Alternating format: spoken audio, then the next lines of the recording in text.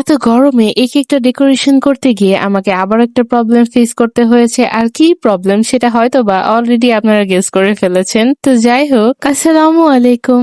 এই কেকটা আমার ট্রাই করা ফার্স্ট রসমালাই কেক ছিল। আমি আগে কখনো রসমালাই কেকটা ট্রাই করিনি, বাট ওই দিন আমরা আপুর বাসায় যাব আর এই জন্য এই কেকটা আপুর বাসার জন্য বানিয়েছিলাম। আমার বানানো লাস্ট 3টা কেকে আমি এক এক সময় এক এক রকমের প্রবলেম ফেস করেছি। একবার কেক হাত থেকে পড়ে কেকের ডেকোরেশন নষ্ট হয়ে গিয়েছিল, এন্ড সেকেন্ডটাতে তো কেকের স্পঞ্জই ভেঙে গিয়েছিল। আর এই কেকটা মেক করতে গিয়ে কেকের ক্রিম মেল্ট হয়ে পড়ে যাচ্ছিল। তবে এই কেকটার এই অবস্থার পিছনে আমারই ভুল, কজ আমি কেকটা ফিনিশিং আনার বেশ কিছুক্ষণ আগে ক্রিমটাকে ফ্রিজ থেকে বের করে রেখেছিলাম, আর যে জন্য এই কেকটার এই অবস্থা। তো কোনো মতে কেকটার ফিনিশিং আনা ট্রাই করেছি আর কেকটাকে একটু সুন্দর করে ডেকোরেশন করা ট্রাই করেছি।